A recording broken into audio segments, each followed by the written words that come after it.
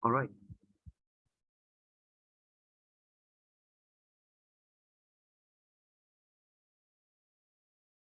Så vi gör en på. That's it. Kör skrivgrejen och du vet vad. Jag tror de har hittat. Jag lämnar den till folk. Kommer du gå här inne i rummet, Johan? So everything is running, so you need to just speak in. Okay. Yeah. And when we hand over, we just. So what you're going to do is for the remote people, you need to make them co-hosts. I can help you that you simply more make co-host, and then you can also ask them to start their video. Yep. And then you make them then you get like spotlight video. Okay. So they are viewed beside their presentations. Yeah, but I can help. Okay. Vi kan ta det lugnt. Jag kan bara ja, jag precis. So Fihn will be the. Okay. Yeah, I'll choose in the chat. Okay, perfect. Thank you. Cool. All right. Well, hopefully this will go again. Yeah.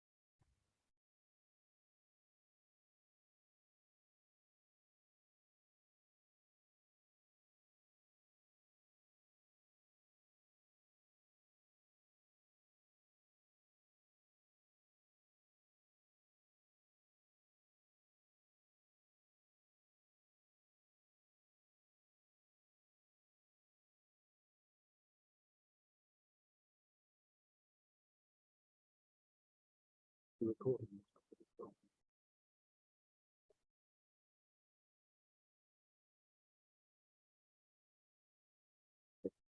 With recording, do I have to do anything? Or is it just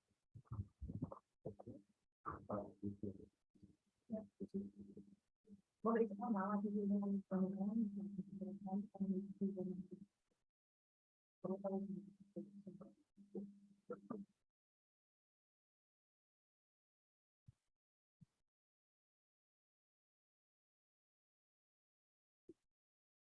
just revealing?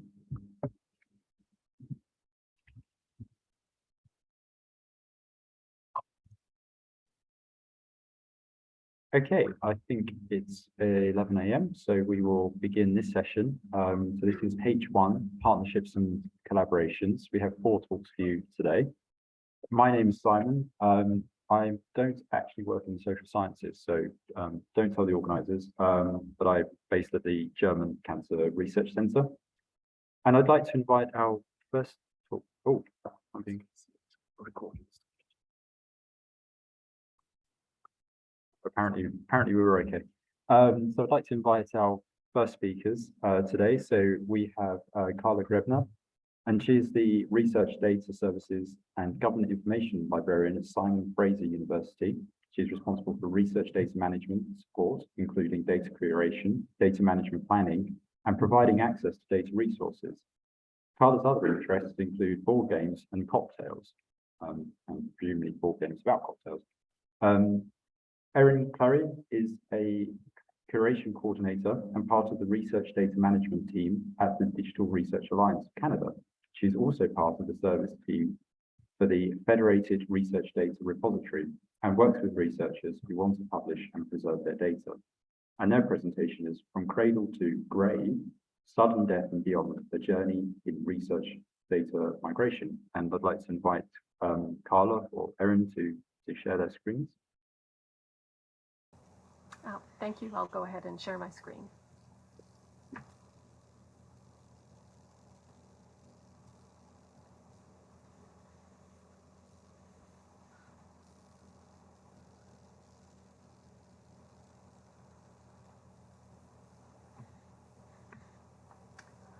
Good morning, everybody.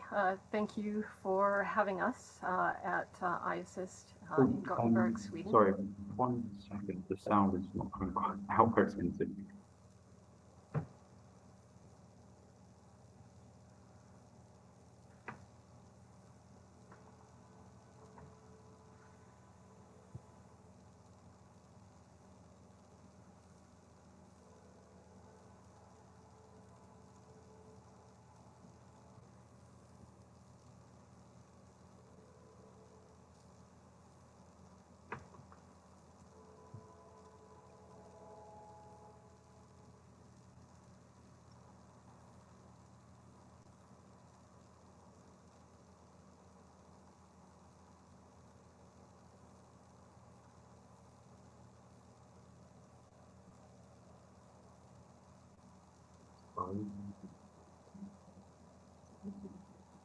Yeah. Pablo, would you speak something just so we can see if the sound? Sure. Are folks able to hear me? It seems to be coming up with your laptop here rather than speakers. So we just. Och vad är det för problem tidigare?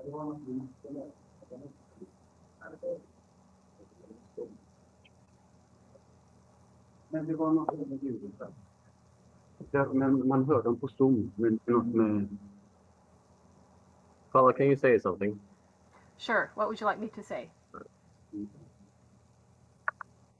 Can you hear me a little bit better?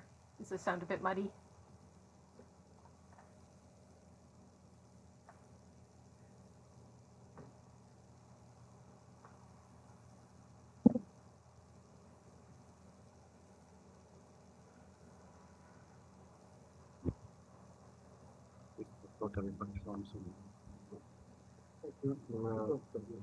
Ja, den låter här. Ja, kommer ju den.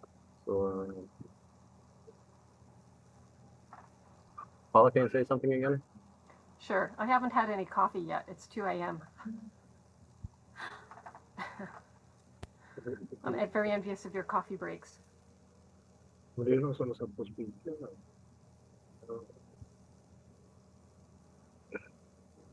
Troligen är den här.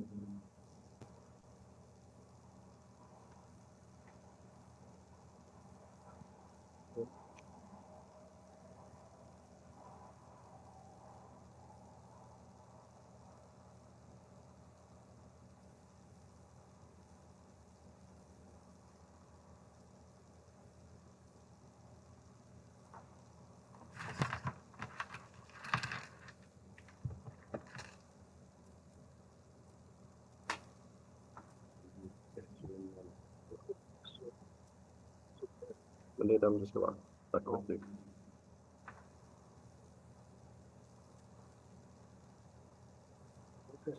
Då händer det här till. Carla, can you say something again? Sure. I have another headset option if that will work, if this one isn't working. Säg någon ljudet här.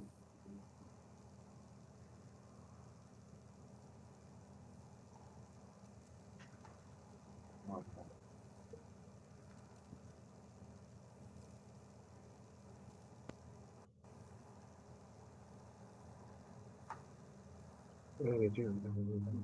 Så det är någonting. Hur tappar den nu då? Det vet jag inte. This one ingredient to their glass of water before bed. Harvard scientists confirmed for the first time ever that weight gain problems have nothing to do with your metabolism. These diets Nu är det ljudet på. Då kan vi ha fulla bilder. They found that this brown adipose tissue is what burns the body fat that accumulates around.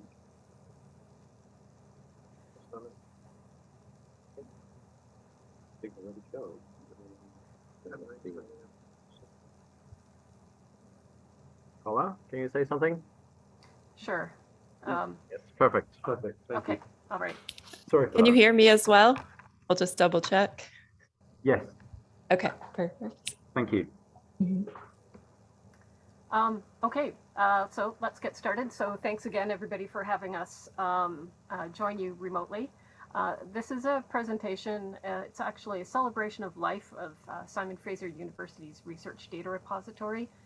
Basically, a little walk through its life story, and a happy ending with a collaboration with the Federated Research Data Repository of Canada.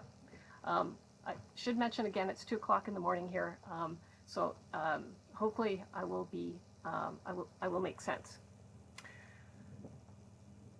Okay, so before we begin, I would like to respectfully acknowledge the Squamish, the Tsleil-Waututh, the Coquitlam, and Musqueam peoples on whose unceded and rightful territories I am speaking to you from my home in Burnaby, BC today.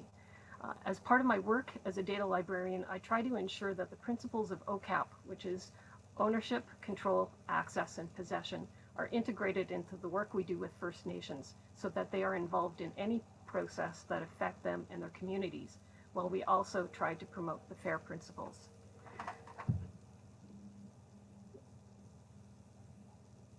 So I'm going to talk a little bit about SFU Radar, which is our former research data repository. And as attendees to IASSIST in the past may recognize, I have talked about the development of Radar at previous conferences. In 2012, the SFU library received funding for a proof of concept project supporting the development of research data management best practices. As part of that funding, we received some money towards the development of a research data repository.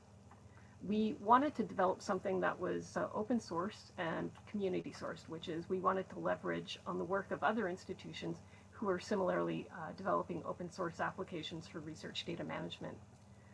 SFU has been a big booster of open source software development, and we are a big supporter of Islandora. So when we decided to develop the platform, we chose to use Islandora as our platform. Islandora formed the front end of our research data repository, which is to say the access interface, and we used Archive-Matica as a preservation platform. Because Radar was developed as an open source platform. Any development we did would be communicated back to the community, and other folks would be able to build on the initiatives that we had developed. Radar was, I think, unique at the time and perhaps still remains unique. It allowed for automatic ingest of multiple files and file types. At the time we started to develop Radar, I advocated to use DDI as a metadata standard for ingest into the repository.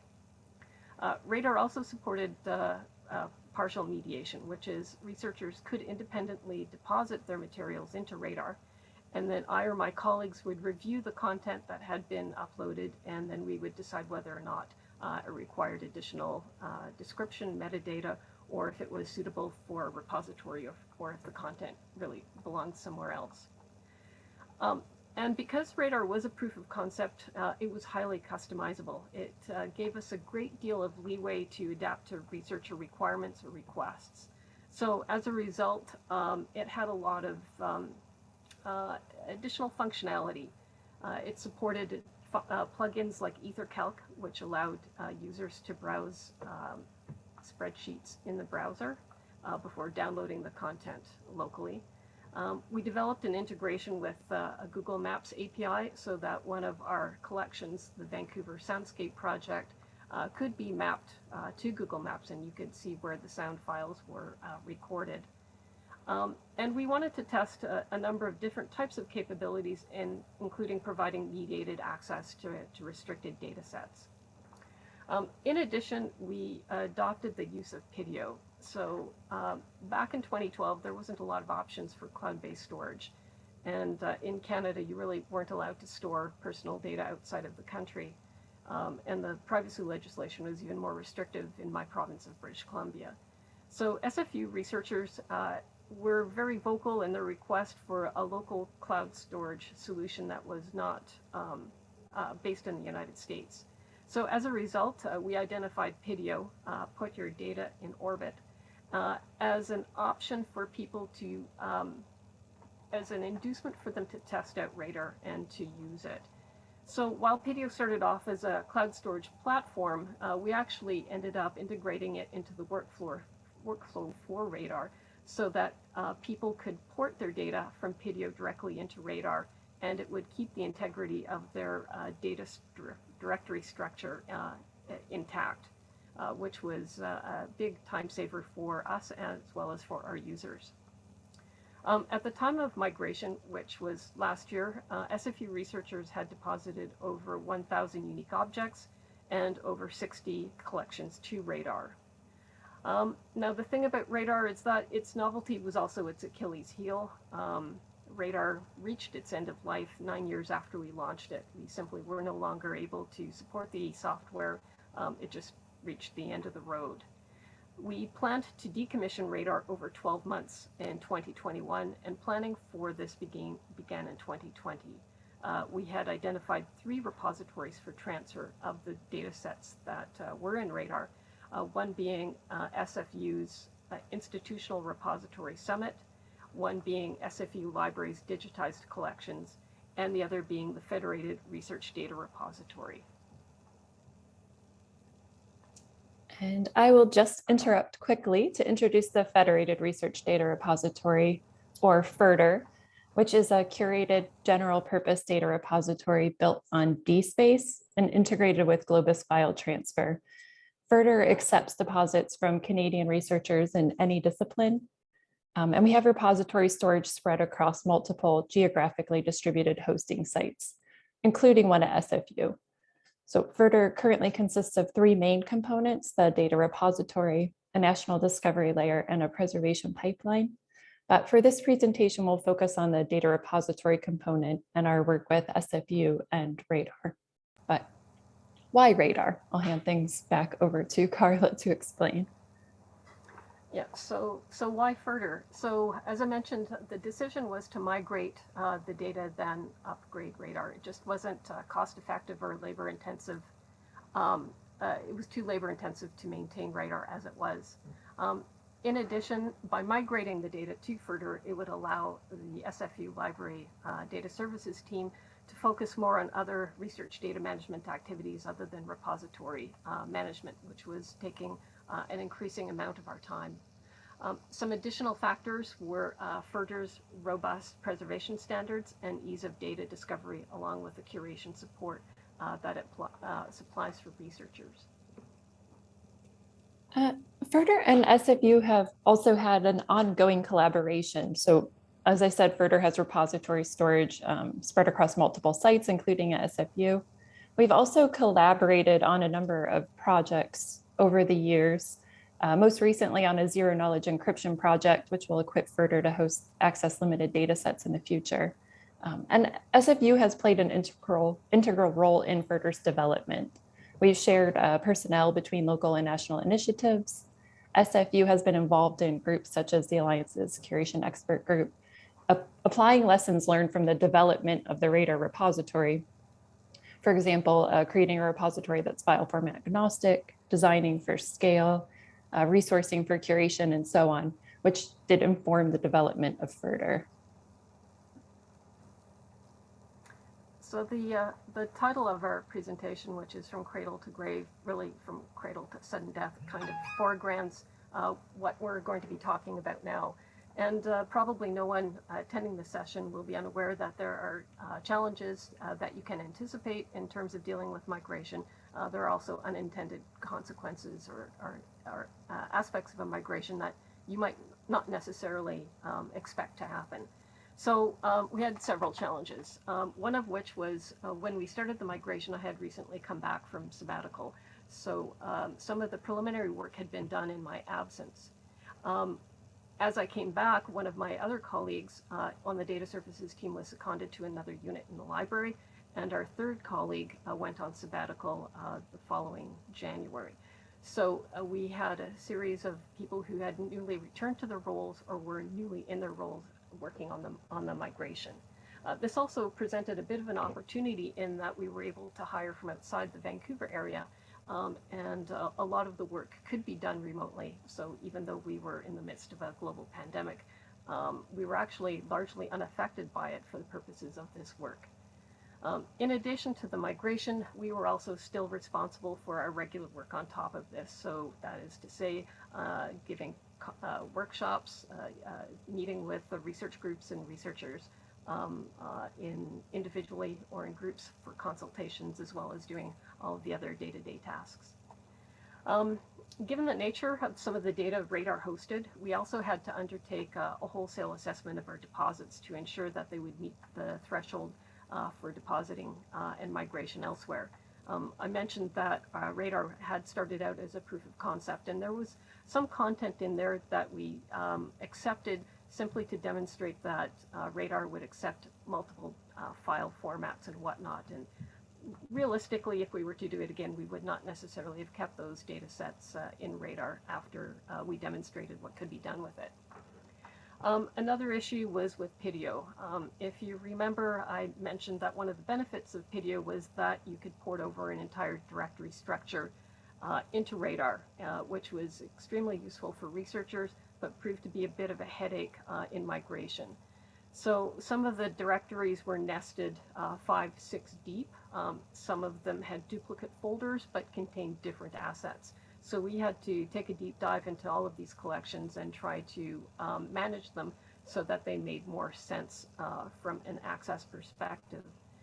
And secondly, we never expected that researchers would actually use PIDIO as a hosting platform for their data sets and then link out to their journal publications, but this actually did turn out to be an issue. So we were able to, in some parts, connect with the researchers and let them know that their data sets were being migrated from PIDIO, but in one case, somebody's publication links to a repo that no longer exists.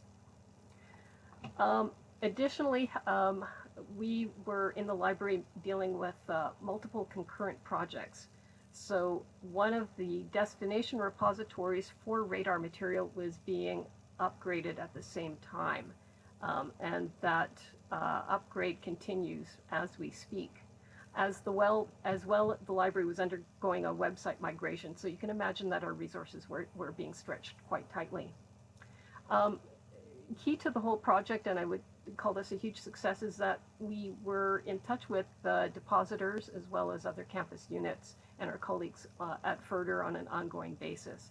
So we had to reach out to some depositors to ask for additional information, for example, consent agreements or additional metadata.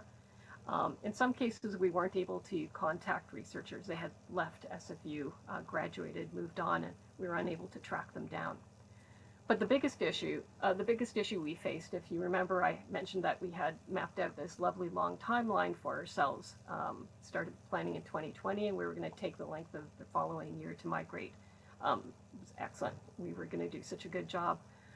In mid-February of 2021, we were advised by Campus IT that it identified a number of servers for imminent retirement, and the server in which SFU Radar resided was going to go dark at the end of April. So where we originally had 12 months to migrate the data repository, we now had 10 weeks. So additional challenges were, we had identified 3 possible destinations for the data sets in Radar. So Further was going to be the default destination for most of our data, but we were also going to deposit thesis-related data into our IR Summit. And several other data sets went to SFU Libraries' digitized collections. The Radar metadata was primarily DDI, so we had to crosswalk it to Dublin Core in some cases. And we had to map the Radar metadata to the Further schema. We had to work with the folks who were operating our IR to identify metadata fields that would be suitable for data sets. And then the Radar domain was also being retired. So researchdata.sfu.ca no longer exists. So we had to redirect URLs to data sets, and we had to migrate our DOIs. In addition, whenever you're decommissioning something, you're not just decommissioning the repository, you're also updating all references to the repository. So we had to do a whole-scale inventory of where Radar was referenced and make sure that all of the content was updated. And finally, one of our challenges was that Radar's deposit policies were more liberal than Further's curation standards. And some data sets we weren't able to deposit into Further for this reason. So both teams worked very closely with the researchers to make a decision where their data would be deposited, if it was able to be deposited. So the Further curation team did review each data set migrated from Radar. We typically use a framework similar to the data curation network's curated steps to review new deposits. And based on our knowledge of good data management practices, we'll recommend changes and work directly with the depositor to implement those changes. For example, we might recommend adding or enhancing documentation, augmenting metadata for discoverability, linking to related research objects, and so on. We also engage in risk and rights management to help ensure the data set is in compliance with our terms of use. So we look for potentially sensitive content, such as identifying variables or protected location information. And we work with researchers to provide proper attribution and appropriately licensed data sets that contain content from third-party or external sources. Next slide, please. When we're working with a researcher at the point of deposit, we have an open communication channel. So they know what we are, or who we are, sorry, and what we're doing. They have some amount of time and a motivation to work with us ahead of data publication. And they're often still focused on that particular research project and that set of data. But if you fast forward a number of years after data publication, we're working at a relatively new repository. The researcher may be unfamiliar with. The researchers moved on to another project or another institution, and we don't necessarily have access to that researcher in the same way that we do for new deposits. So for the migrated data sets, we focused less on our standard workflow, and our main priority was simply to ensure compliance with our terms of use. So some things we did to accommodate data sets from Radar. In some cases, we needed to create a custom or what would be a non-standard license in Further to accommodate the terms the data were originally published under. We used a new public-facing notes field to provide attribution to external source data. We reviewed consent forms for data collected from human participants. We also reviewed research contracts for data that was collected with or funded by First Nations partners. So as Carla mentioned, in Canada, the First Nations Information Governance Center has developed the principles of OCAP, or ownership, control, access, and possession, which assert that First Nations have control over data collection processes and that they own and control how this information can be stored, interpreted, used, or shared. So in cases where data was collected with Indigenous partners, we wanted to confirm that the data could be moved from an institutional repository with servers located only in British Columbia to a nationally funded repository with distributed host sites, some of which were located outside of the province. And through all of this, we worked with other members of the Alliance's research data management team. So it was not just the curation team. This involved our preservation coordinator, our metadata and discovery coordinator, our privacy policy and sensitive data coordinator, and we worked directly with the radar team on any issues we identified. So they often served as an intermediary since they had previously contacted depositors about the migration and were positioned at their home institution. The radar team was also really in the best position to offer alternate solutions to depositors if we weren't able to publish a data set in FRDR. Next slide, please. So as part of the migration process, FRDR also took over DOI management, and transferring DOIs from SFU to FRDR was a multi-step process. Fortunately, both repositories used DataCite DOIs, so that made it easier. In step one, DOI ownership was transferred from SFU's account to FRDR's account within the DataCite system. By default, FRDR reserves a new DOI for each new deposit, but we don't register the DOI with DataCite until the dataset is published. So after the migrated datasets were submitted to FRDR, pardon me, but before they were published, we manually replaced FRDR's reserved DOI with the original DOI that SFU had minted. At this point, after steps 1 and 2, the FRDR DataCite account owns the DOI. The DOI stored in FRDR matches the original SFU DOI. So when we published the data set, the third step was automatic and metadata was sent to DataCite as usual. The existing DOI metadata was updated. And this worked perfectly for all fields except for the target URL. So that needed to be manually updated in the DataCite system for each DOI after the dataset was published in FRDR. And we set it to redirect to the new dataset landing page in FRDR. We did go with a process that was largely manual because we had a manageable number of submissions and they were being submitted in small batches. But many of these steps could be performed in bulk if needed for a larger migration. For example, that last step could be accomplished using DataCite's APIs instead of doing a manual update in the web interface. Next slide. So lessons learned. This migration highlighted the importance of communication and flexibility.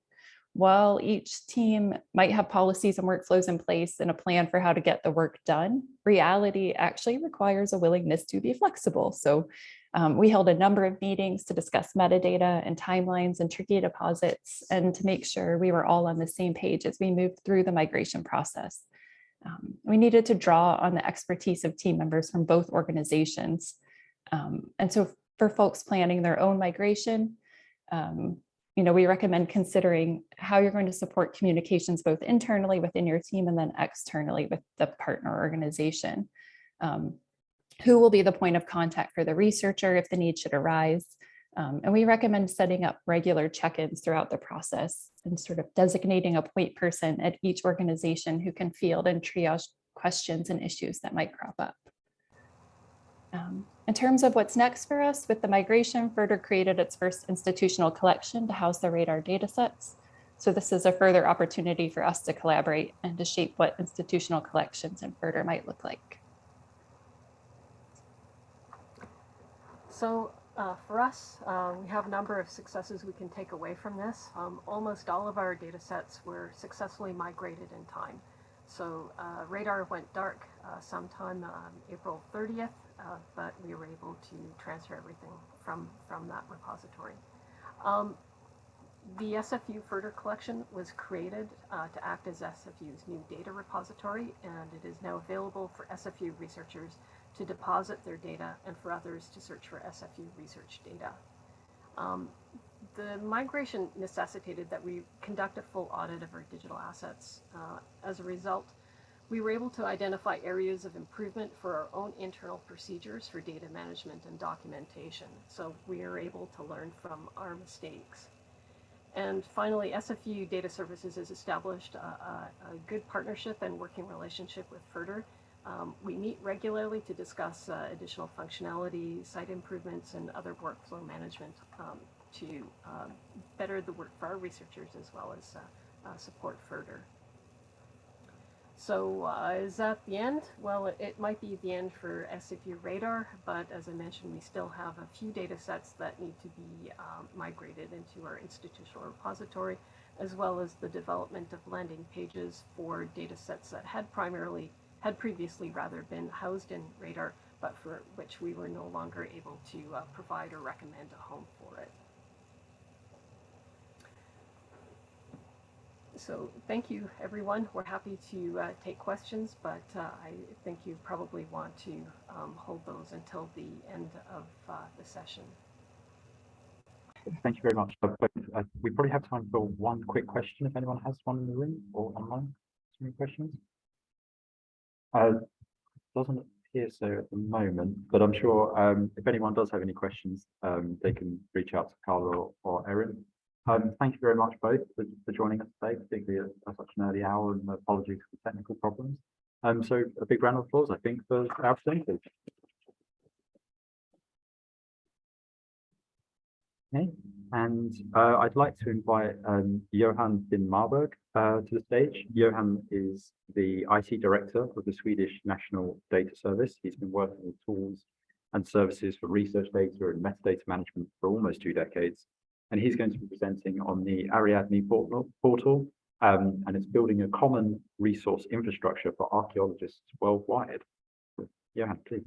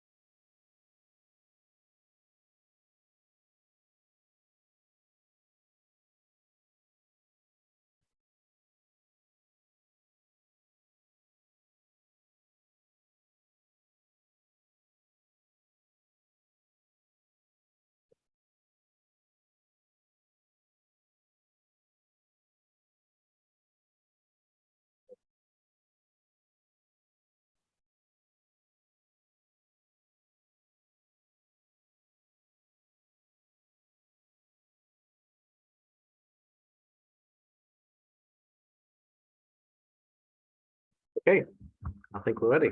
Sorry for the delay, and thank you everyone for being here to listen to us all this session. I'm going to tell you about something that might be a bit different from an IASSIST perspective, but I'm not going to talk anything about archaeology. So I'll spare you from that.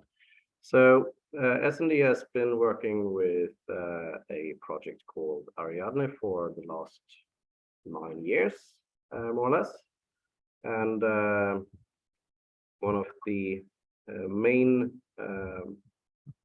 tasks for this project has been to create a collaborative research infrastructure for archaeologists across Europe.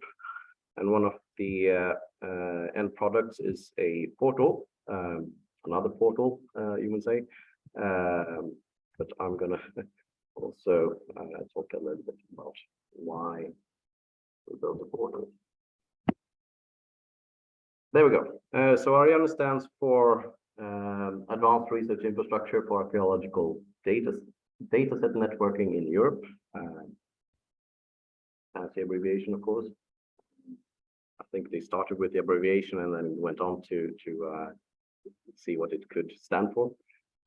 So we built, as I said, a common portal for archaeological resources, and we've also, in connection with that, built a number of other services and tools for visualization of data, visualization of 3D models, etc. And everything we've developed is open source if you're interested in that stuff. So the first ARIADNE project ran 2013 through 17, funded by EU with a total budget of 8.4 million euros. And the second project, which was a follow-up, 2019, since end of this year, with a total budget of 6.6 million euros. So as you can see, there's a lot of money thrown at this project over the last 9 years.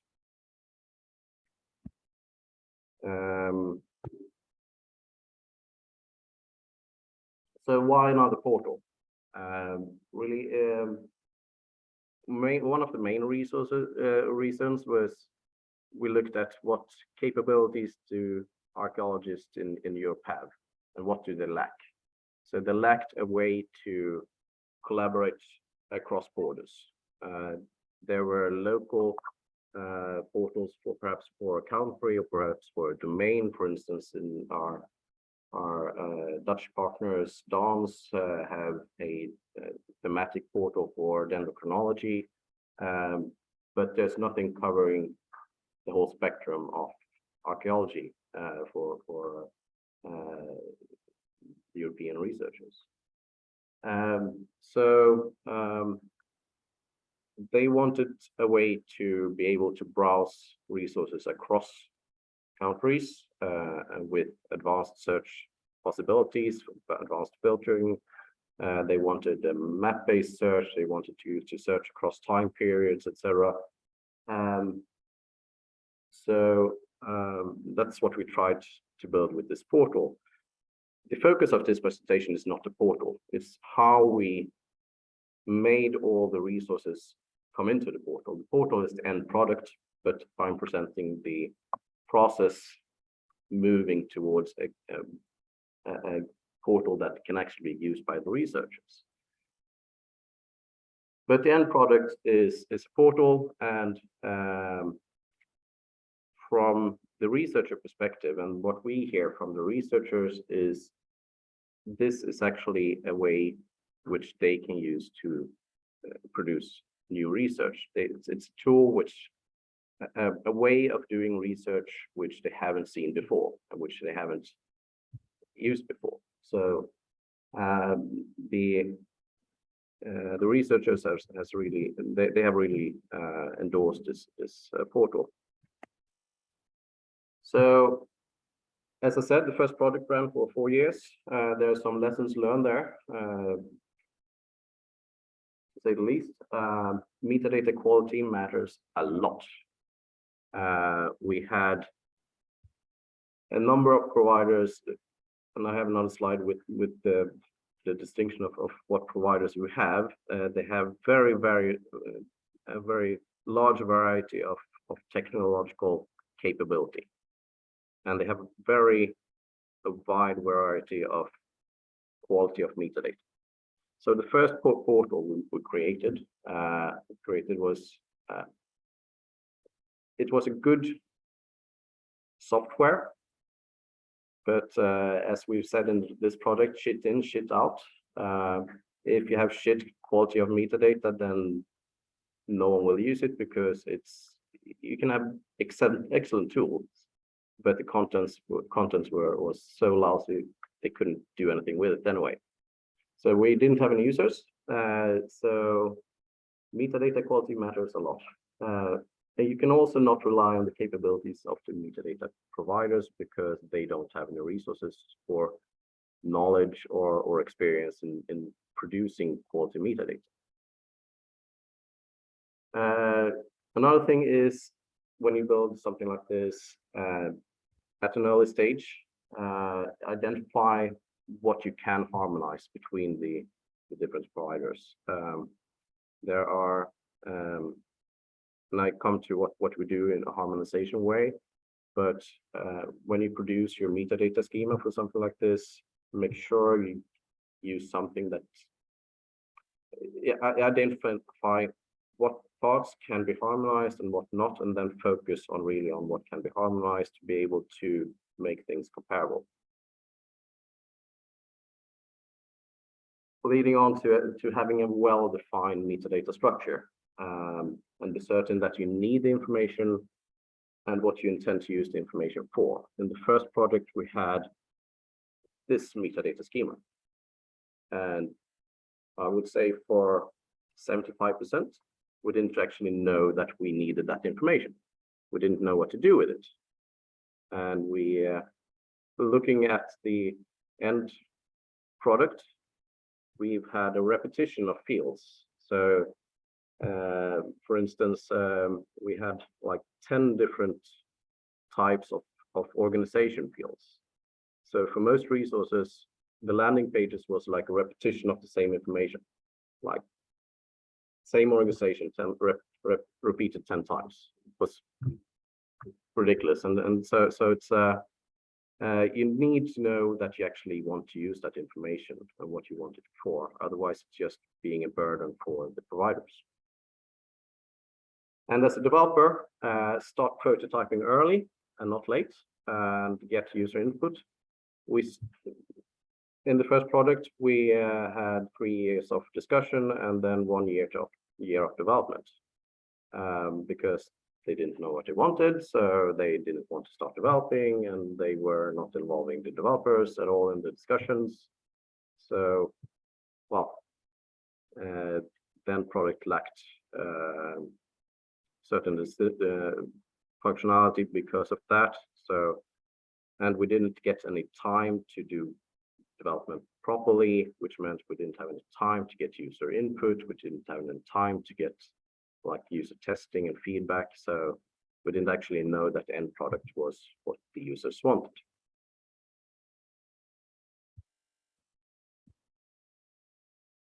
So the different providers of metadata for the portal, as you can see, we have like 5 very different types of organizations. We have the large natural infrastructures and a spectrum down to the smaller research groups.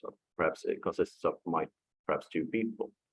So they have, like the natural infrastructures have large IT organizations with a lot of capabilities. The small research groups don't have nothing. They don't have anything in that regards.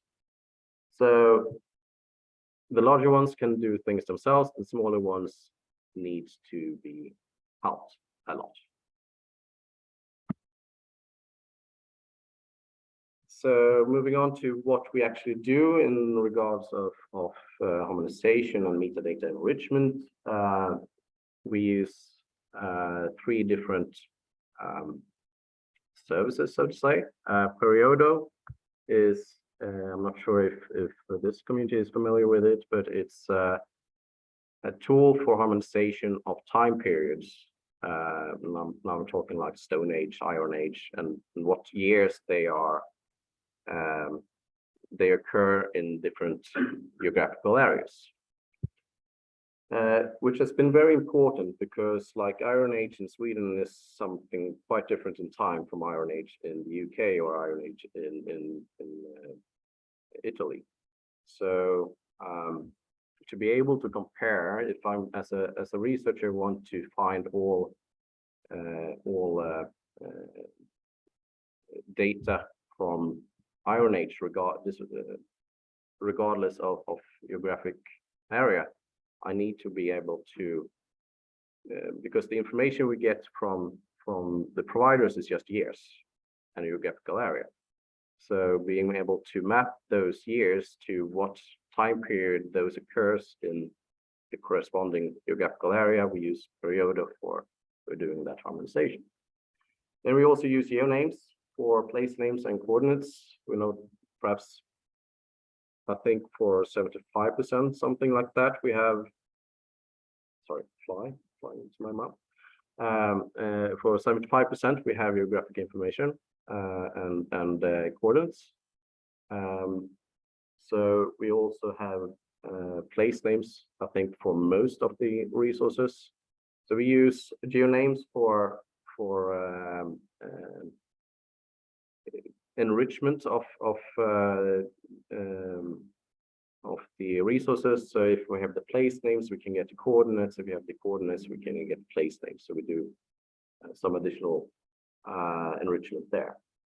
And one of the bigger things we do is harmonization of keywords. So every country, more or less, every provider they have their own set of keywords and there's their own list of their own ontology, their own thesaurus to use. It might be a national, it might be one used locally. But for the project, we decided to use the arts and architectures thesaurus, which also has a big archaeology section in it. So what we did is to help all the organizations to map their local thesauri to AAT, and in the portal it's only AAT we use. So everything is using the same thesaurus for filtering and searching. And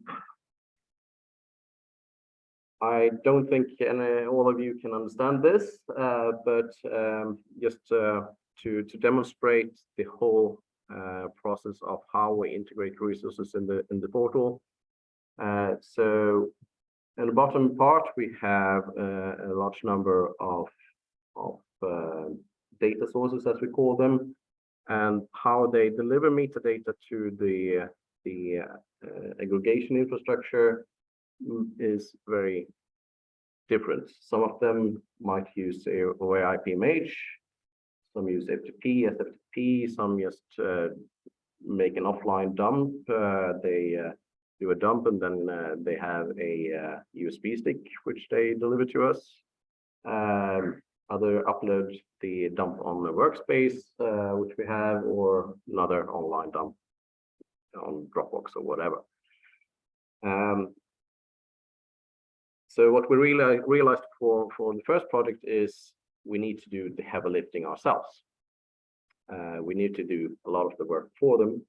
So what we do is we create something we call recipes or mappings in something called 3M, which for those of you who know XML, it's sort of a conversion script. It creates something called X3ML, which is a flavor of XML, which we then use in a metadata manipulation service. It's a microservice to simply take what we get from the providers, apply this mapping to produce RDF, which we then enter into a RDF database called GraphDB. Parallel to that, we do the separate vocabulary mappings to AAT. We also do the Periodo and the geonames enrichment at the same time as well. So we have this homogeneous information space using an RDF ontology called the AOCAT, which is the ARIADNE Plus ontology, which we created.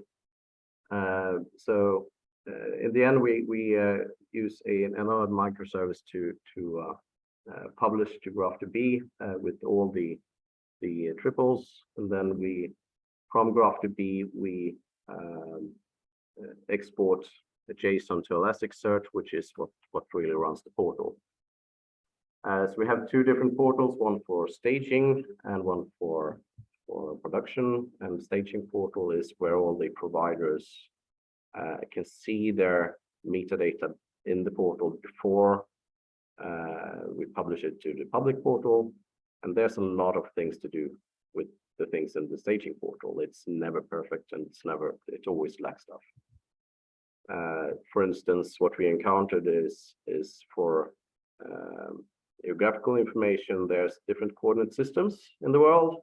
So all the Japanese resources ended up in the other side of the somewhere in Europe, I think.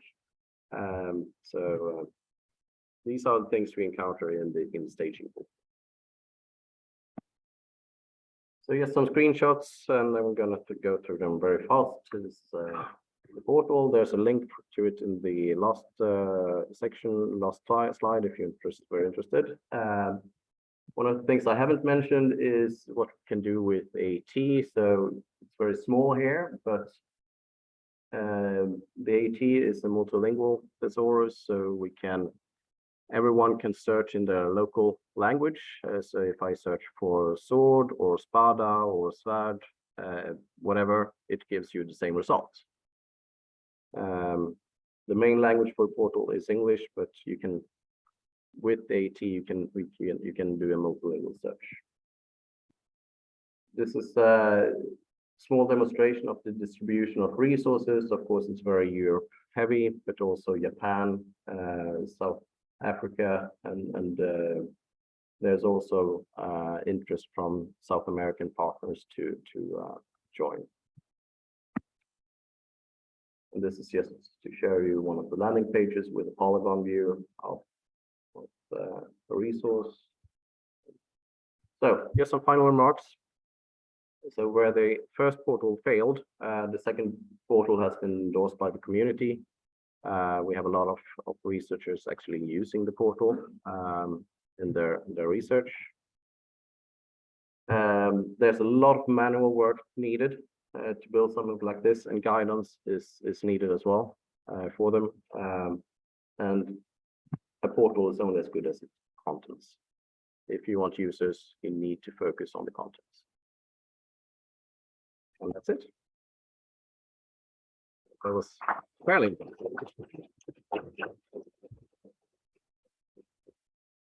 Thank you very much, Johan. Does anyone have any questions in the room, or are there any online as well? No, online. I mean, one question that sprung to mind for me was, you mentioned one of the failings, well, not failings. One of the issues in the first version of the project was there wasn't time for any user engagement or things like that. So how did you correct that in the second one, or did you just base that on feedback that you received with the first version? Yeah, that was one of the benefits of really having like a 4-year pre-study. Is that you get a lot of feedback from the first project, but what we actually did was to start prototyping more or less from day one in the second project.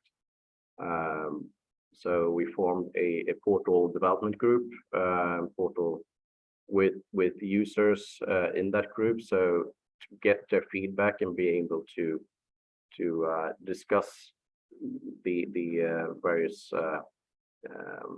functionality with them continuously. And we have, instead of like in the first project having one release of the portal by the end of the project, we've had several releases meanwhile. So I think we've had like 2 or 3 production releases of the portal during the second project. Okay, great, thank you. And another round of applause, please. Thank you very much. Okay, so our next speaker today is Sam Spencer. Sam is the CEO and co-founder of the Aristotle metadata and leader in government data management and data governance. Through the development of Aristotle metadata, Sam has worked on a range of data initiatives across the Australian government, providing input ranging from broader data policy to development of local metadata terms within departments. Sam has presented research on data standards and solutions at conferences in Australia and internationally with IASSIST for over 10 years now. And his personal goal is to demystify data management and make metadata more accessible to all users. And his presentation today is metadata for the masses, building an educated community of data users. So I'd like to invite Sam to the stage, please. And hopefully we'll get us to work. Do you know which one? Sorry.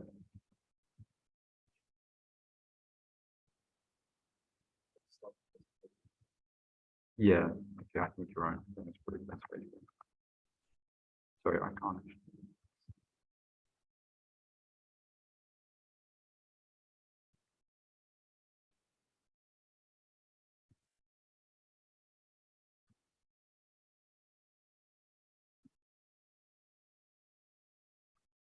Okay, so hopefully that is it.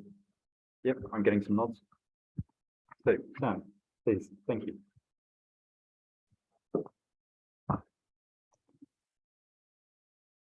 Right, okay, I can't use my fancy notes today.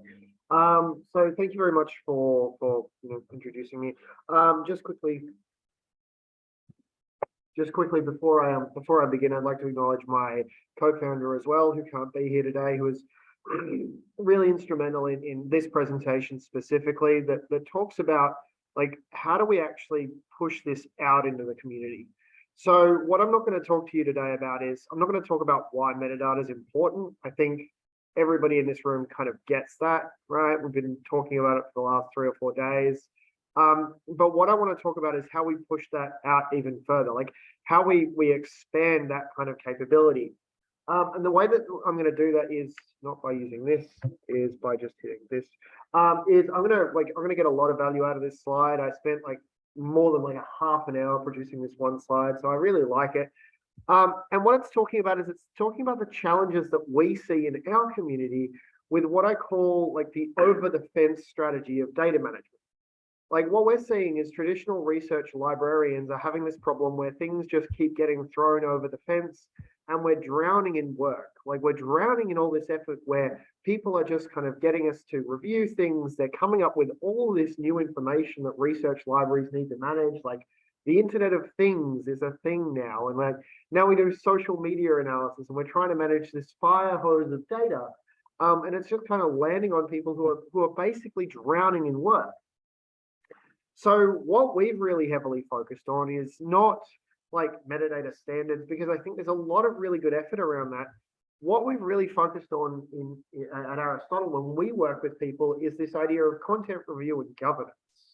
Like how do we get people on the other side of the fence who aren't data managers to want to be involved in managing their own data? Like what do we do to upskill that group? Because as we saw with Johan's talk, there's like thousands of people out there who are using this data and being engaged with this data. And we want them to stop thinking about this over the fence activity of kind of just throwing it into the research archives and start building this kind of collaborative feedback mechanism. And what that allows us to do is like we build this quality control cycle where content comes in, we can provide this review out, and then better quality content comes in. And eventually we build these this quality control cycle back into the community because the people who we worked with are now teaching the people that they work with, who are teaching the people that they work with, right? That's what we're trying to get to. So to give you a bit of context about who we are, who Aristotle is, and why I think I've got a pretty good handle on this problem specifically is, so Aristotle Metadata is a toolkit that was built out of the IASSIST community. I saw a lot of what people were doing, and we've built a range of products, including one that's probably really interesting for this community is the Aristotle.cloud open registry for anybody to sign up to as a software as a service provider. But we also provide a enterprise hosted solution for government and academic and private sector organizations who are trying to manage their data better. And the problem is a lot of the people that we work with have no experience with data management. They have a lot of experience with data, like they know how to open Excel, they know they know how to make a VLOOKUP. You know, they're really big experts in this, but they don't know about why they need to be controlling it, what they need to be managing it, how do they need to change it.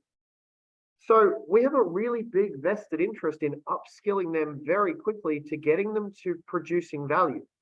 Because, you know, if all you want to do is store data, you open a share drive and you throw Excel documents in, and SharePoint's not going to lose your data. Like it'll have the spreadsheets there. It's probably not going to be meaningful, but you know, that's what we're competing against. I read a really interesting thing that said every solutions provider is competing against Excel. It's already installed, it's already there. So we need to be delivering more value. So how do we get people wanting to engage with knowledge? How do we get them wanting to engage with metadata? So we had a really good idea, and we were going to build a forum, right? We were going to build an online portal so that people could kind of communicate and discuss things. So probably the most interesting thing to look at here is we used a platform called Eickhorst, a completely open source online system that allowed us to build this really nice mobile-friendly application. No cost initially, but we were using a hosted version, so there was a little bit of an upkeep provided there. And we seeded it with our power users, people who are really engaged and loved the platform. And we're also adding in like our own employees on there, getting them to answer questions, right? So we had this forum, we're putting things up, and it was terrible. Nobody engaged with it, right? Nobody actually wanted to go there. So we saw like it was very, very quiet. And we were this close to pulling the plug. We were like, well, this is costing us $100 a month, which isn't a lot. But when you add like all your expenses up and you've got all these things kind of coming in, we hit this point where we were like, do we actually want to retain this thing, right? People aren't coming on. Questions are coming through very infrequently. How much do we actually want to be supporting this? And we were doing some research into whether or not we wanted to retain this. And I think the most important thing that I want us to understand as community leaders in metadata is that the answer is yes. So is anybody here familiar with the 1% rule of online interactions? No? Cool. Okay, cool. I get to be a thought leader. The theory goes, and as you can see here in a pie chart, which I know is bad for a data community, but good from a visualization perspective, is most people don't do anything in an online community, right? And I think we know about this in IASSIST. Like you look at, open the Hoover app, right? And look at how many people are not doing things, right? There's like 3 or 4 photos. There's like, you know, a couple of interactions. There's probably a few chats behind the scenes. And actually, let's do an experiment, right? Just before we kind of move on. Who's posted a photo on Hoover? All right. Okay. Who's liked a photo on Hoover? I'll boost the numbers. Okay. Who's opened the Hoover app? Okay. Do you see the representation there? So we've got one person who's actively contributed, about 1% of the room. 3 people who were interacting with that. Right? But who opened the app and got value out of it? Right? So you were opening the app, you were looking at it, you were seeing it, you were interacting with it. And it wasn't until we looked at it from this lens that we realized that if you were looking at it from a pure engagement perspective, Hoover is a failure. Right? It's not doing what we needed it to do. And we had the same realization. We're like, nobody's actually coming to this platform. And it wasn't until we looked at it through this lens that we realized actually maybe there's something here. So one of the really good things was we pulled out the stats from Eickhorst and we did our own interaction. We did that exact kind of experiment, and we did it with the Aristotle metadata community. And we saw 3 main things were happening, right? We saw like lots of active users who were coming to the platform when we removed all the bots and stuff like that. We saw a lot of comments and reacts. So people like love to kind of talk and you know, ask questions and kind of jump on around that. But a very small sliver of posters. right? And it's that, like that 1%, that gray sliver, that's really important to getting people engaged, because if there's nobody posting content, then there's nothing to react to. If there's nothing to react or comment against, there's no reason for users to return. So the question for us isn't about understanding how to make that sliver huge. It's about how to make that sliver exist at all. What are we doing to make sure the community looks active so that others interact, so that we have people coming back and then telling us privately and independently, actually, please don't delete the forums, we like them. We did a very similar thing. So we were curious to see if this 1% rule carried over to metadata management as well, which is you know, I found really cool, really interesting. So we looked at Aristotle.cloud. So we've got this open community that anybody can go onto and create their metadata and make a registry. It's really cool. We were trying to get the ability to do an actual client's case with this, but we couldn't get the approvals in time. But we thought this was a really nice intermediary to get these numbers because they were quite raw statistics. So we used our own analytics from the platform from Aristotle and said, well, okay, let's look at 3 different facets, right? We looked at authorship as our gray perspective, our 1% of content creators, and we saw that there was about a little bit more activity in metadata authorship. And because of how the platform is constructed, we were able to actually capture that idea of commenting and review around metadata as well. And we saw that continued growth, like that idea of the 1% rule actually holds in metadata as well. So I guess the first challenge that we need to understand is, are our platforms capturing that additional bit of interaction? Beyond just authorship, are we going to the point of being able to go, let's capture that review and issues control, that issues management, as well as just pure authorship, because that's where our interaction and our ability for us to grow the perspective of this and push this knowledge out to the rest of the community becomes really important. So what I want to talk to here is how do we do that? Like, what did we do to actually, you know, get people engaged with this content? And I've got a teeny confession to make. We haven't pulled all the information out, but some of our earliest contributors weren't real people. Like, I feel like at some point I was going to have to tell somebody that, or it was going to weigh on my soul. But what we did was we saw users who weren't ready to ask questions in a public forum, but had really valid questions that were applicable for the rest of the audience. So what we did was we took those questions, we kind of, you know, reframed them in a generic way. We reframed them with a generic persona. We had a number of personas on the platform, and we said, well, we're going to get our fake people, our sock puppets, to ask these questions for us. Those questions went on to get liked by lots of people. So if we hadn't done that, we wouldn't have got the continued organic growth of people trying to, you know, engage with that. And ultimately what we saw was that was the key for the early engagement, is if there was no one there, there was nothing to react with, and there was no reason to return. And it was after a while, we're able to actually scale those users back and go, well, we've actually got questions coming through. And it allowed us to do things like, well, if you've got a question, why don't you go to the forum and someone will answer it? Someone was me. I was just logging in with a different account, but it was key to getting users talking to each other, because eventually they saw that interaction and they were able to talk to other content creators as well. And I'm going to actually defend this quite a lot. Like in online communities, when we talk about, you know, this idea of a sock, has anybody heard of the term a sock puppet? Like, does everybody know what a sock puppet looks like? It looks like this. Right. So sock puppet kind of looks like this, but it's still me behind the scenes, right? You know that it's me. Like, nothing's really changed about what my sock puppet is doing. It's just changing who's actually talking, right? But what it did was it gave the illusion of more usership, which gave the illusion of engagement, which was key to getting people asking questions amongst each other. And it's that which led to organic growth, right? I don't think it's wrong to talk about the fact that there are things that we can do to promote growth in communities, to encourage peer-to-peer learning as well. And eventually what we saw is after we got that growth, we were able to kind of, you know, remove those sock puppets from the community. We removed them entirely and then just relied on that organic user-to-user interaction. What I want to talk about now is part of why that was really valuable, right? So the reason that this was really valuable is a lot of our usership came from one of our larger clients. So these were people who were, again, were directly leading into the community.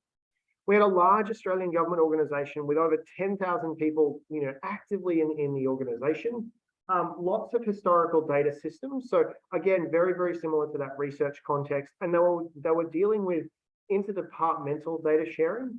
They were dealing with data sharing requests coming in from social researchers.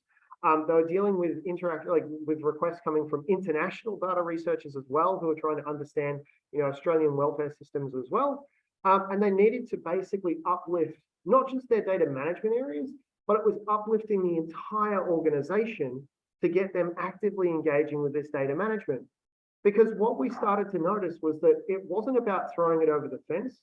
It was about understanding that policy people and researchers were creating data. It's a different, organization structure, but the problem remains. How do you engage with these policy areas and these research areas to get them using the platform? 2 minutes? Cool. So what we did here is, again, we started to look at that ability for us to, capture these metrics out, to understand the growth of the platform, to ensure that we were seeing, successful adoption of the platform in line with what we were seeing in the community growth as well. So what we did here was we basically co-developed a tool that allowed us to capture these metrics directly in the platform to understand what users were doing, right? Because they were the ones who were ultimately creating that content, and we needed to understand that collaborative growth. And to do that, we focused on those 2 major metrics. So we didn't focus on content authorship, right? That gray sliver, because that's something that we commonly see in a lot of platforms, in a lot of programs. We know when things are being created. The 2 we wanted to look at were, growth of users across the platform. And I think the key thing to look at here, and I wish I could walk over and point to it, is for the first over 2 years, adoption of the platform was quite slow, right? Because there wasn't a lot of content in there. Because there wasn't a lot of, activity through the platform, adoption was quite slow. But as you can see, once we hit that critical metric, once we hit 100 users, we within the same time period went to a 10 times growth of users on the platform who were actively engaging with this content. So they was all of a sudden going in, they were creating metadata, they were documenting policy, they were putting out in a way that researchers could actually understand, so that when they were coming to the institute, they were making intelligent queries about that data. The other thing that we wanted to look at, and I'll kind of slide over this one, was that collaborative aspect as well. So in that first slide, we were talking about the over the fence problem, that I will throw you, metadata and you will clean it up. That is your job now. I've done my part. What we wanted to do was focus on that interactivity. How do we build that peer review process? What can we do to help users understand that, what they can do next time to do this better? Because again, we know that from these graphs that users were coming back quite regularly and making more content. If we weren't educating them on day 1, on day 10, day 20, day 50, they weren't improving. They were just, again, throwing over the fence. So that peer review feedback was really important. What we noticed here was, again, we saw continued use of the platform to kind of grow out that ability for users to have those discussions. So now we're starting to talk about that second piece of the pie, that orange slice, that was looking at that. Thank you. I'm almost done. That interactivity. So not about just using the platform, about that interaction with and across content. Again, what we saw here was quite early on, and we had that spike around the same time period, was users, once they saw content in the platform, got comfortable with the idea of opening issues. So one of the key roles of researchers and quality control areas in response to this data management problem was, rather than fixing it, they opened issues in a GitHub-like style process to say, here's a problem with your content. We're not going to hold it up. We're not going to stop it from being published. But just so you know, these are the things that you need to do for next time.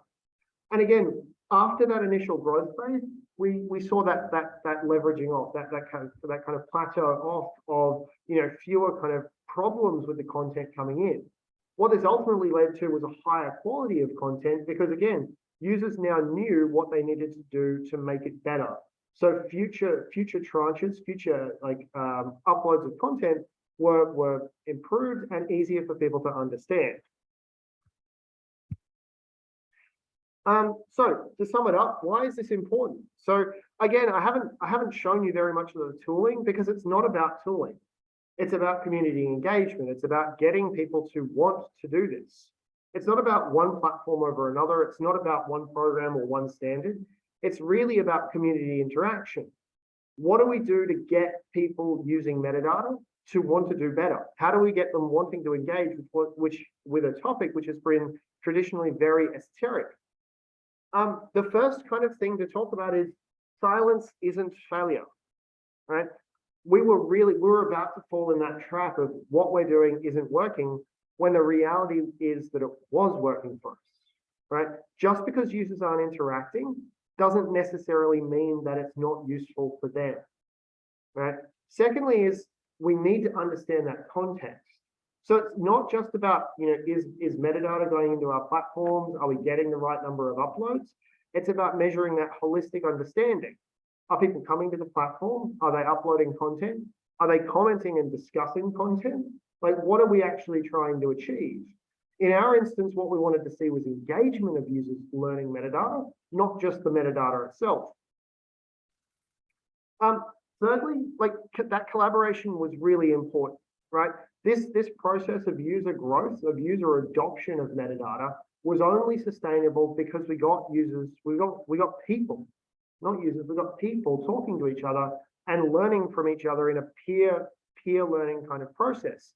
That was necessary again to help them understand why this was an important process and what they could do to improve. And then lastly, we need to make sure that every user is engaging with this in a way that makes sense for them. Traditional data systems have been focused on traditional data users. I'm an end user of data, I know numbers, that's the platform built for me. But what we're seeing now is, especially in a software as a service environment, there's a necessity for us to understand how this is useful across the organization. We need to make maximum value out of this. And that means using those dashboards and putting them in front of our chief executives, our senior executives, our senior stakeholders, our deans, and saying, this is what's happening in your system. You are ultimately responsible for this platform. Here's what we are providing for you. So in summation, right, I think there is a lot that can be done around that community engagement problem to get people wanting to do this. People want to be better. They want to make metadata for you. They just don't know how to do it yet. We can help them do it. If you're interested in learning more, we have a lot of research on our website around user engagement and what we're doing to improve what users are doing. And if you'd like to try it, we've got 2 URLs up there as well. So we've got a sign-up page for our enterprise platform, and Aristotle.cloud is our open registry for anybody to use at no cost forever. And if there's any other questions, I'd really like to hear them. I guess that's why I'm here. So thank you very much.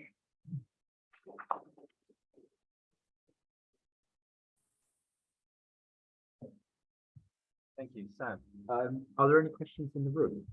I have one quick question. Okay, in the interest of time, I'd better move on, I'm afraid, and hand on to our next presentation.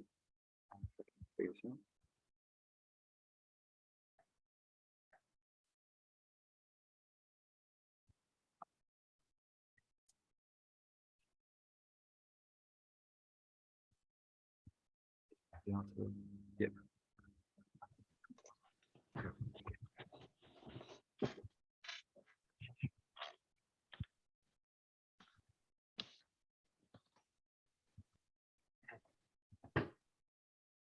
Okay. Can you hear me? Yes, we can hear you. I'm just going to introduce. Yeah, good. Beate Lichtwardt works in user support and training and secure lab at the UK Data Service. She's a quantitative social scientist, having formerly worked at the Max Planck Institute for Human Development in Berlin and the Institute for Social and Economic Research at the University of Essex. Beate represents the UK Data Service in the International Data Access Network, IADNE, and is one of the co-chairs of the International Secure Data Facilities Professionals Network. She's also joined, I think, today by James Scott, who works as a senior support officer for the Secure Lab at the UK Data Service. James comes from a qualitative background and has worked on projects covering topics such as perceptions of social class, young people's involvement in gangs, schools, households, response to job loss, and even Christmas. He's also in every DIY punk band that you could name. James is the deputy chair of the Safe Data Access Professionals Group. And finally, we have John Sanderson, who works as the Data Access Services Manager at the UK Data Service. And he comes from a background of research in crime and policing and various management roles across local government and academia. And John is the chair of the Safe Data Access Professionals Group.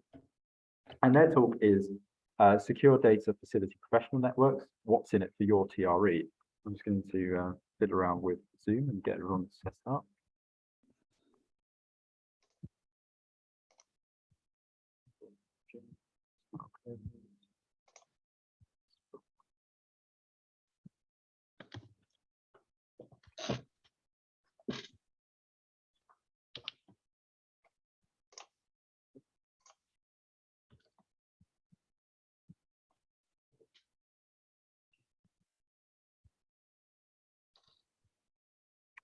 Okay, so I think we have everything set up. Finally, we've got the last one right.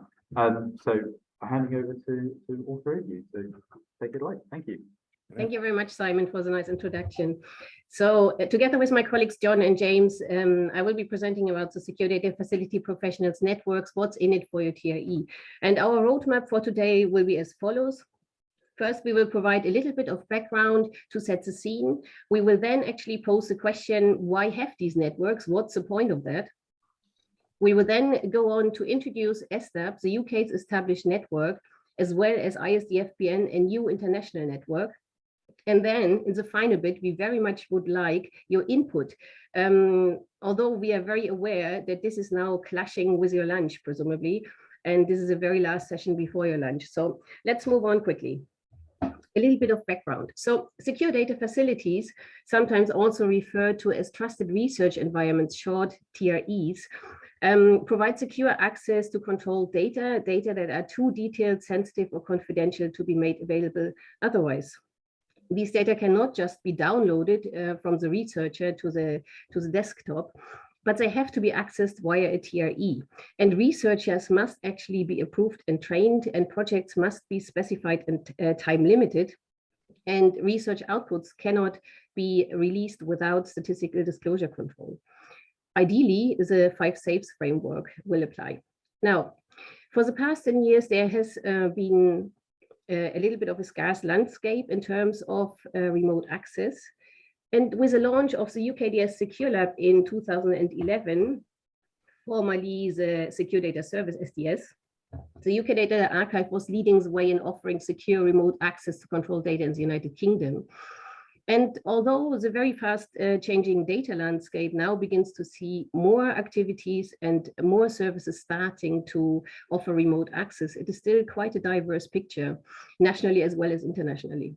And the access actually ranges from on-site access only over remote execution portals to remote desktop access, as we see for the Secure Lab. Now, in the UK, a National Safe Data Access Professionals Network, ESTAP, exists to share expertise, best practice, and knowledge between organizations engaged in providing secure access to controlled data. However, with the growth of international projects in recent years, for example, the International Data Access Network, IADNE, or the Social Sciences and Humanities Open Cloud Project, and here a particular work package, aiming to facilitate transnational access to controlled microdata for research, an International Secure Data Facility Professionals Network, ISDFPN, has been formed to facilitate exchange and to also facilitate developments, further developments, new developments. But first, we would like, before we actually would like to introduce these 2 networks, one national, one international, we would like you to start thinking about, when you listen to our talk, what's in it for your TRE, but more importantly, what would you like to be in it for your TRE? Okay, but now. Thank you very much, Beate. Well, it feels like the easiest contribution possible to a presentation to be talking to an IASSIST audience about the need for professional networks in a niche industry, where it can be hard to find colleagues who understand what you do, who can provide invaluable peer support. But that scenario couldn't have been more true for the very small number of people who were working to set up and operate the UK's first secure data facilities in the early 2000s. It really was cutting edge work, and we all know that the cutting edge of anything can be exciting, but it can also be a really lonely place. So being able to tie into a community that made people feel less adrift, enabled them to share challenges and celebrate successes, and even incubate new ideas was a real lifeline. And that's how the Safe Data Access Professionals Network that James will talk about in more detail in a minute started. But it's obvious there's a lot more potential benefit to be had from a professional network than just sharing the pain with like-minded people. And as the TRE sector grew in the UK, the SDAP network has matured from a forum for mutual support to something that can facilitate the proactive production of resources and guidance for a growing and emerging sector. So the SDAP network really has become a community of practitioners, both supporting colleagues who are newcomers to this world of work, but also providing a way that the old hands can continue their ongoing professional development by linking them to new voices and contacts. So I'm going to hand over to James to talk through some of the practicalities of what the SDAP network has done. Okay, thanks, John. Okay, so just briefly a little bit of background for those that are unaware. The SDAP network really was established in 2011 by Tanvi Desai. It was formerly of the London School of Economics and Administrative Data Service. And at that point, it was a very small group, but probably single figure group, really, relatively informal, but all people working with secure data access in various TREs. And as John said, it was one of its main attractions really was that people who do this fairly niche job could come together and talk about the things that there weren't many people they could discuss them with, essentially. So from 2021, the UK Data Service has become responsible for managing SDAP, really, and tasked with developing it. And as you'll see, it has come on quite a way since those very early days. We also have a smaller steering group, which helps us with sort of strategic direction and that kind of thing. So yeah, you can see here, and this is just a snapshot really. This is by no means all of them, just to give you a quick idea about the breadth of membership here. We have over 60 members now from over 20 organisations, and as you can see, this is covering quite a few areas and different parts of the United Kingdom as well. So the benefits that members really have fed back to us over the years and continue to do so of being an SDAP member is this thing about being able to talk about specifics of running and working in a safe data access environment and running these kind of things. It's also really useful to hear what other TREs are doing in terms of development or training, or sometimes issues that they've had and they've worked through, and that can be incredibly useful for other services. Another thing that we do, and I will share a link to the SDAP website later in the presentation, is we work on projects and outputs collaboratively across services, and they are outputs that are essentially designed to help people that work within this area, but also for researchers as well. And I'll outline a few of those in a moment. Ultimately, it is still, despite the fact that this is a growing area, and compared to what it was 10 years ago, there are a lot more services like this and a lot more opportunities to use these kind of control level data and these safe environments. It's still a relatively niche job, so to be able to have that network that you can call upon and discuss things with is actually a really useful thing.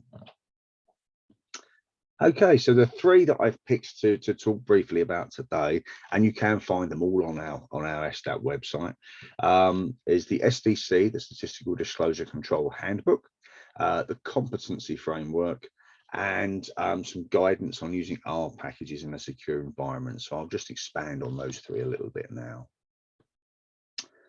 Okay, I guess you might think of this as perhaps being like the flagship output, perhaps, simply because it's become very much a go-to kind of document for a lot of people working in this area. And what it is, it's a handbook, and it can be used by staff that are carrying out statistical disclosure control checks, in one of these environments. But it's also really useful for researchers as well, because it gives them a good idea about the kind of things we need to see and not see when we're doing SDC checks. There are many, many examples of how to assess specific types of outputs. So, whether that be regressions or box plots, or all kinds of things, really any kind of thing that you might expect to see in somebody's analysis. There's the specific advice about the things to look for that could be problematic, but there's also another section that actually gives advice on how to set up statistical disclosure control systems, and how to deal with researchers and all these kind of practical everyday things. As I say, it has become quite a go-to resource, to the extent that actually Natalia Valcov-Hernandez, who's the director of microdata access at the National Institute of Statistics and Geography in Mexico, was kind enough to actually translate this into Spanish as well. So there are English and Spanish versions now available on our website. The second output that I really want to talk about is the competency framework. And this really exists to help staff working in TREs to develop their careers. Any of you that were at the 2005 IASSIST conference may remember a session called Discovering a Profession, the Accidental Data Librarian. And the focus of that presentation really was about how very many of us actually try to fall into this work. There's not a very obvious, I'd really like to work in a TRE and check control data outputs. It generally doesn't work that way. You tend to just sort of come to it from some weird direction or other. And because it's quite an accidental profession, I think we can probably say, I think there's often difficulty in developing particular skills, and sort of things like promotion and moving around, because there's not really much of a framework for it. And the trouble is with that, if people get into the job and find that actually there isn't much room for development, etc., it can result in high staff turnover and loss of morale. So what we're trying to do is to try and negate that somewhat. What it can actually be used for, the competency framework, is as a tool, and it can be used for setting objectives, identifying strengths, areas that really could do with being developed, identifying needs, also assessing achievements and performance. So, annual reviews, PDRs, that kind of thing. And it's also really, really useful if you're recruiting to fill a position. It's good for writing job descriptions and also assessing interview performance, because it's a nice framework for thinking about this work, basically. Okay, and finally, I'll just quickly outline this. Now, as I'm sure you all know, R has become a very popular software package now. It's open source, it's very useful. Lots of universities teach students how to use it now. So it's become quite a big package over the years that I've worked sort of at the service. But it generally relies on accessing the internet to go and find the packages that researchers want to use. Now, of course, if you're in a sealed, secure environment, that's somewhat tricky, because actually a lot of these environments will not permit access to the internet. So, there's a real sort of clash there. But the ESSDAT website does actually have some instructions there on how to install R packages and how to work with them inside a sealed, secure environment like this. So yeah. Yeah, we need to sum up in a few minutes. I'm nearly done. Okay, ESSDAT website. There's the URL. If it's of interest to you, please do get in touch. I'm going to hand you back to Beate. Thank you. And I will be briefly talking about ISDFPN and new international network. So the International Secure Data Facility Professionals Network is really very, very young. It was actually founded on the 30th of March in 2022. And it is one of the outcomes of the Social Sciences and Humanities Open Cloud Shock Project Work Package 5 Innovations and Data Access Task for 5.4 Remote Access to Sensitive Data. This shock project was running from, some of you actually, I think, know, from January 2019 until April 2022. And after that, ISDFPN is now carried forward in joint collaboration of the UK Data Service and GISIS. And I'm the co-chair for the UK Data Service, and my colleague at GISIS is Deborah Wiltshire. Initially, we have 22 members, and the next meeting will take place on the 7th of September. I have provided our email address here, so please get in touch if you would like to join or if you would like to attend that meeting and see whether that network could be of interest to you. Now, after listening to James regarding ESTA, well, you could ask, why do we need an international network? So what is actually the purpose of that international network of support? Why do we have to have it? And I would like to actually cite Libby Bishop here, saying infrastructures must, of course, provide essential plumbing, hardware, software, platforms, resources, and so on. However, without adequate human support, too often infrastructures are built but not adopted, embraced but not established, or started but not sustained. And by nature of the specialist niche, which we have heard about a lot already, secure data professionals tend to be widely distributed. Sometimes there's only a single individual within a large institution. So improving human networks is essential. And having talked about these infrastructures, I would like to highlight that for the first time, the UK Data Service is now actually making selected UK controlled data available to researchers abroad. That hasn't been the case so far, so not within the 10 years of the existence of the Secure Lab. And on 14th of February this year, we have launched our first UKDS access point in Germany at the Institute for Employment Research in their safe room. That was as part of our membership in the International Data Access Network. We have made 43 longitudinal studies from the Institute for Social and Economic Research and from the Center for Longitudinal Studies available. This number will continuously increase. And for all the details, there is a link, please have a look. I can't summarize everything, not anyway, now that I think we have run out of time already. So I try to speed up. We have also more access points now. And as part of the shock project, we have one access point between UKDS and GISIS, Cologne, and that was set up on the 1st of April. And actually last week, we have now also set up another one in Mannheim. GISIS has two access points, one in Mannheim, one in Cologne. Both are now set up. So actually, just to illustrate this infrastructure improvements, it is actually going on, but we now need the network to actually facilitate that and provide members with advice and basically a peer learning platform, if you wish, or network. Now, I would like to highlight some resources. As you can imagine, we are a very young network. So in 2 months, we cannot have produced a lot of resources, but because Shock has been running for 3 years, we do have some. And we have started actually with quite good selection. I would like to just highlight a few.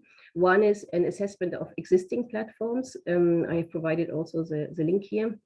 Another one is the framework and contract for international data use agreements on remote access to confidential data. And that's actually a template. So whoever wants to actually set up transnational access to their controlled data can actually use that template and amend it to their individual needs. And we also have training materials of workshops for secure data facility professionals. So again, that's a sort of a template of possible slides that you could use and amend for your own purpose. Because as we know from the 5 safes, you will need to make sure that you have safe users of controlled data. So you will need to train them prior to giving them access. There's also a white paper on remote access to sensitive data in the social sciences and humanities. So basically, this is also very much about bridging gaps between disciplines and trying to building bridges and having resources that can actually be adapted to very different needs. And we are in the process of building an ISDFPN resource platform that's very much work in progress, as you can imagine. Now, just a few objectives. I will not mention them all, but basically, Obviously, we would like to establish ISDFPN as an ongoing forum within an international context, and we will run regularly topic-based networking and knowledge exchange events online. At the moment, we have agreed on biannually, and everything is online, so all the meetings will be online. So we would like to have members of obviously attending, but also the wider community of international secure data access or trusted research environment professionals. And we would like to facilitate collaboration and actually innovations. Now, we would very much like, I know we are very short of time, but we would very much appreciate if you could give us some feedback on the following 3 questions. First, what would you want out of a national or international secure data facility professionals network? Second, which other networks exist? With whom could or should we collaborate? What do you think? Do you have some ideas? And third, what is missing in current offers? So what do secure data facility professionals need and cannot currently get? And there might not be enough time to discuss it all now, so please get in touch and contact us. Otherwise, we are very happy to also stay a little bit longer if you're willing to postpone your lunch for a few minutes and answer questions or get your input and listen to your suggestions. Thank you very much. Okay. Thank you, Beate, James, and John. Does anyone have any questions quickly? Or none in the room? What? Could you repeat the email address for the international network? For the ISDFPN, it is isdfpn at ukdataservice.ac.uk. Here. Perfect. So if anyone has any questions or is interested in joining the network, I would suggest that they reach out to you that way.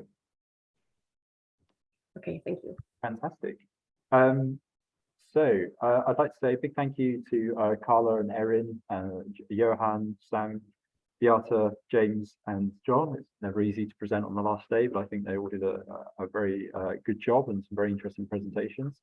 So maybe another round of applause. And if people want to go for lunch now or stay on, please feel free. And thank you, Simon, for your chairing.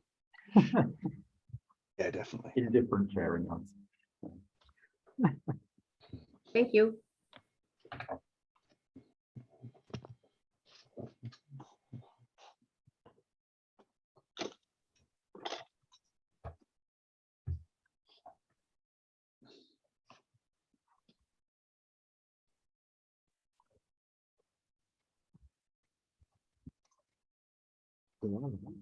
Nothing close.